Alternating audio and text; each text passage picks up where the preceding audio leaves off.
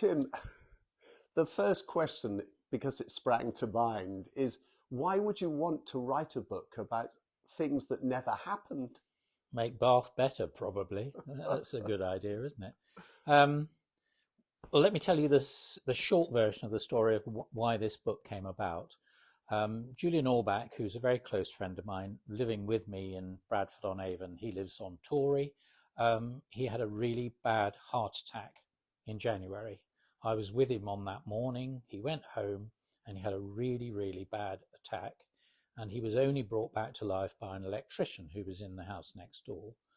And when he was recuperating, I said, why don't we think about doing something together, a book together, to give you a bit of therapy and to give me a bit of therapy, because I was quite postnatal after my John Wood book, which came out last year. That's another plug. But it's out of print now. And so we then decided on a book together, and this was Unbuilt Bath. I've always wanted to do a book about schemes that never came off in Bath since I was there in the 80s working for the Bath Preservation Trust and then doing all those scurrilous articles in the Chronicle every week. And that's how the book started. He used to work for the council in the 70s, looking at all the Victorian buildings in Bath. I worked against the council in the 80s and the 90s because they were so awful. And I thought, right, let's try and look at some of the schemes that either they didn't want or people couldn't afford, just to see how the city might be different now. But the whole idea of enhancing Bath isn't just something that's occupied planners or architects in the last 100 years. I mean, we can go back, can't we, to Georgian times and schemes that were devised, developed that never happened. They get a mention too. Well, the book starts in, 1742 with the building of Prior Park by John Wood for Ralph Allen, and the fact that Ralph Allen got fed up with Wood and sacked him and then completely rebuilt the design for Prior Park. So the wings particularly are not what Wood conceived. And then there's this enormous Royal Forum scheme by John Wood for the area around what's now North and South Parade, which would have been vast and extended right the way down to the railway. So an enormous piece of town planning, lots and lots of terrace buildings. The river was going to be canalised with an octagonal basin in it. It would have been the most extraordinary scheme. But of course, Wood couldn't get the backers, and everybody in Bath hated him. The corporation hated him because he was too much up himself, really, was Wood. Well, of course, in his day, there wasn't a planning committee. You didn't have to submit your plans in the way you do today. No. But I doubt if a scheme as grand as that would ever happen now, because you just wouldn't have the money. Well, I suppose the biggest scheme that's out there at the moment is this extraordinary scheme for the Rec, rebuilding, the rugby club as if it's a Roman Colosseum. That will never, ever get built, but it's a brilliant, brilliant idea. And, if you've got a developer with a lot of money behind him, it might be built. The book ends with this extraordinary scheme by Apollodorus Architecture. Mark Wilson-Jones is the person behind it. And, it's been in the press. But that would rebuild the leisure centre, sports and leisure centre. And my goodness, that needs rebuilding. And then create a permanent home for people playing rugby twice a week. I hear the club politely said, thank you very much, but we're still going ahead with submitting our scheme. Was it difficult finding enough material for a book like this? I suppose some of the ideas are historically well known, but you've come up with some very interesting ones. I mean, the idea at the Holborn, where we had this wonderful contemporary, well, I think it's wonderful, contemporary extension, but there was a plan to sort of add wings to it at one time. Yeah, which is in the book. And in fact, the lecture I'm going to give at Brilsey about this, Brilsey, on the 19th of December, which is a Tuesday night, actually starts with a view of that building, which is by Eric Parry at the Holborn, looking at it from the canal, and it floats. It floats so beautifully. It's the best modern building in Bath, and of course there aren't very many, as you know.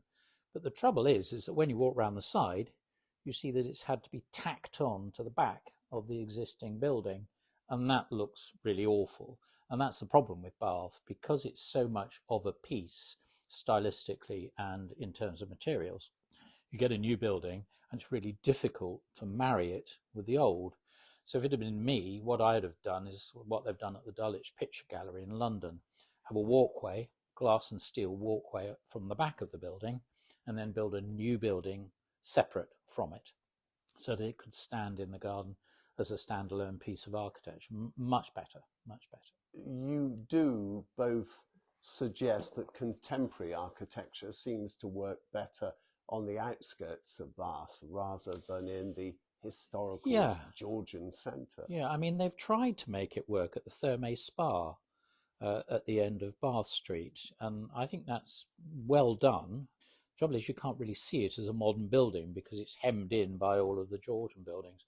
You know, our best building that we lost was the Dyson School of Innovation on the Stotherton Pit site, which is on the Lower Bristol Road, right by the river. And that faltered. Lots of reasons why that faltered. You know, flood problems, money problems. But Dyson's original building, which would have raised the whole of that site to the ground, would have been really dramatic, glass and steel with a great arc. But of course, the conservationists got involved. We had to keep a little bit of the screen wall by this Canadian architect, or rather, you know, Bristol-born architect who went to Canada. So the conservationists stopped a really brilliant building being built there just for a scrap of wall. I think he was born in Bath. He was born in Bath, was he? I think so, oh, but well. I'll check that. You need to read the book. One of us will be right, one of us will be wrong, but I'll check that one out. The other one that I love, because over the years I've always spoken up for that poor old fountain in Laura Place, the ashtray, as you rightly call it, because that's what it looks like, a giant ashtray. There was this amazing plan to build a column as high as Nelson's column. Yeah, getting on that big. Yeah, it would have dwarfed the place. And that was for the Reform Bill, 1832. Bath was very radical then. It's not radical now, is it? But it was very radical then. They wanted to commemorate the passing of the Reform Act in 1832. Goodrich was the architect. It was going to be enormous, really enormous. And this is 10 years before Trafalgar Square, 10 years before Nelson's column. And with a staircase inside so you could go up and view the city. And then NIMBYism kicked in, just like it does today. People in Laura Place didn't want queues of tourists hanging out around side to go upstairs. And so it was stopped. Do you have a favourite in the book, a scheme that even today you would like to see happen, to see built? Yes. I have a very close friend, Willie Bertram, who's one of the charming, delightful and intelligent, sophisticated architects in Bath. He's retired now. And he had a fantastic scheme called the Royal Corridor, which was going to be behind Bath Street, you know, the Bath Street colonnade, but behind it, and behind that Arlington House on Stall Street, which is where I think Primark is now. And that was going to be a two-tier classical shopping centre with a wonderful courtyard with fountains. That would have been beautiful. And he had another scheme as well, and that was to make Green Park Station into a concert hall. I mean, we've had this problem with Bath, haven't we, right the way through, that it's never, ever had a concert hall. And that would have been a wonderful opportunity. And we can still do it now, because it's basically just a shed with cars, isn't it? I've got to say that's my favourite. Looking through your book, that was the one that I thought, what a great idea. You know, it's part of the Sainsbury's complex, I know, but it's only being used for a car park. Plus, of course, the various markets, which are very important and could, I'm sure, still go on, even if it was converted. You, of course, do mention your own scheme that's not happened so far, the statue of John Wood in the God, John Wood. circus. Well, How are you feeling about that? Are we a little whingy, jaded, a little bitter jaded. that nobody's stumped up the money? Well, I've got a picture over there by the sculptor who did this fantastic scheme in 1989, Gerald Lang. He gave me one of the drawings for it. We've got problems with statues at the moment, obviously, but I think that, he's such a great man and very few people understand how important he was. And you go into the World Heritage new place that they've opened up on York Street, John Wood's not mentioned in any of the information on the boards, not mentioned. And he's the man that creates the upper town, the Georgian city. He's the man that works out the whole livery for the city. So, yeah, I mean, it would be great to get a statue. I think we could probably do it for 125 pounds or thousand. And of course, the guy I want to do it is the man that's done the King's Head on the coins, and who did the Betchman at St Pancras and Orwell at the BBC, is Martin Jennings. He's a very good friend of mine. He's a brilliant figurative sculptor. He's desperate to do it. He's just doing one, if they can get the money, of Jane Austen for Winchester. So I still think that, figurative sculptures are good if they commemorate the right people. We don't do it in Bath, do we? What have we got? We've got a little Bladud, an even smaller Mozart, and a rather frumpy Queen Victoria halfway up a wall. When I pass it, I always feel like shouting, "Don't jump, Your Majesty!" And that was all the women. The women got the money for that. Yes, the women of Bath. And then, of course, we've got that mannequin that comes out every day at Jane Austen, with her nose in the air. Yes, Martin as Mr. Bennet does move because he is real. Yes. The mannequin isn't. I don't know what it is about Bath and sculpture. Bristol, of course, being a city of businessmen, was quite happy to raise statues, but not in Bath. Well, we talked a long time ago, didn't we, when we both lived in Bristol, about you doing a research on this topic particularly, didn't we? Yes. Because Bristol is so good. Yes. Well, unless you go to the Colston statue, which is at Plinth now. Which I was going to cover years before it was torn down and thrown in the floating harbour. I think the problem with the 18th century is that because it was so classical, any commemorative thing was an obelisk.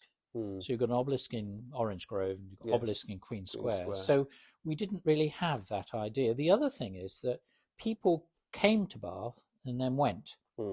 Whereas in Bristol, people made Bristol and lived there. So that we had this transient population in Bath until the 20th century, when there were people that came to live here and impacted upon it. And it became more residential. Yeah. Tim, you have already done a little plug for your lecture. Let's let you do it for real. You're going to be talking about the book and indeed selling the book at Brilsey in December. Tell me more about your evening. It's going to be controversial, lively, brilliantly illustrated because it's got all the pictures from the book. As you said, there are a lot of schemes that people won't know. The way we found them, by the way, was through two people particularly, and that was Anne Buchanan, the local studies librarian in the Guildhall, and Amy Frost at the Building of Bath Museum, but it's now the Museum of Bath Architecture, isn't it? So they gave us lots of ideas. I got in touch with lots of architects in Bath to try and get drawings. One of the big problems was actually getting drawings. You knew about the schemes, but it was difficult to then illustrate them. So the book really only has, 38, which doesn't sound very much, but each one has an extraordinary story. So they were worth doing. So I'm going to be lively and controversial. We're going to get chainsaws to all the trees in Queen Square. There's going to be a picture of me in 1989 when I had black hair and I was quite svelte, with an axe trying to cut them down in the Chronicle. So it'll be lively and topical. It'll also address the problem as to why Bath hasn't developed in the way I feel it should, why we haven't had the great architecture here that we should have had, and looking to the future, what can we do about certain areas of Bath that really need developing in a sensitive and intelligent way. Think about Avon Street car park, for instance. Why do we have to blight Avon Street with car parks? Let's put buildings there. Let's use the river. Let's respond to the river. And the last thing, which is probably the most important, get rid of the traffic. My view, you'd keep it like Lucca. It would be an historic core where traffic was not allowed in after 7 in the morning and after 8 at night. You put all of the produce that you need into the centre, and you then cut it off from traffic, and you pedestrianise the lot, and that's how you save Bath.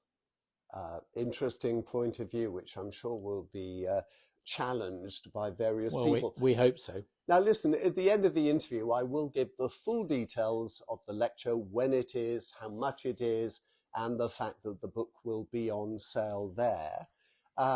Yes, there we are. There's the book. Is the book available in local bookshops? No, definitely not. So it's going to be through you. Yes. I'll put the details on afterwards. Bookshops take far too much money off your book. Okay. 50% generally. So I like to meet people to sell it. All right. Tim, there was one final question that I was going to ask you, and this is for your own personal view. And it's something I've talked to about with other people, that it strikes me that so far, other than the extension of the Holborn, we're not leaving anything of today for tomorrow. No. People come here and look with wonder and amazement on the remains of a Roman bathing establishment with accompanying temples, etc. They look around at Georgian splendour with the circus and Queen Square, the Royal Crescent. In 200 years' time, what will the visitors to Bath look at and admire of today? Well, very little at the moment. It's blandness, isn't it? The block opposite the Green Park Station, which is quite a recent block. It's a hotel, isn't it? On the opposite corner, opposite Green Park Station. Oh yeah, yes, just it is. Bland beyond belief.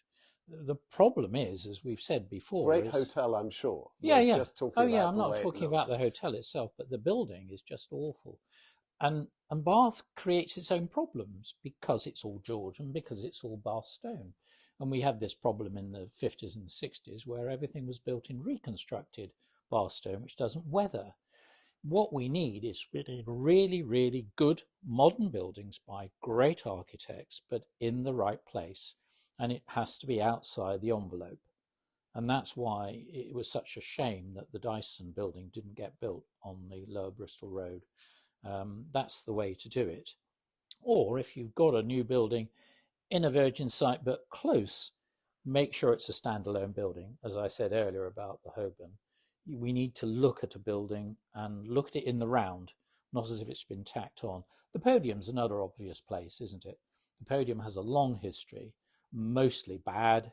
That could have been a brilliant building had they allowed a proper modern building to go there. But, we had fantastic law courts by Leonard Manasseh, which are in the book. That would have been a fantastic building, but everybody hated it. When the model came out, they said, no, we don't want it. There is this intransigence in Bath, and I don't know whether it's to do with architects or planners or the residents, probably all three. They don't like change, and we need change, and we need change for the better. Tim Mowl, thank you. Thank you.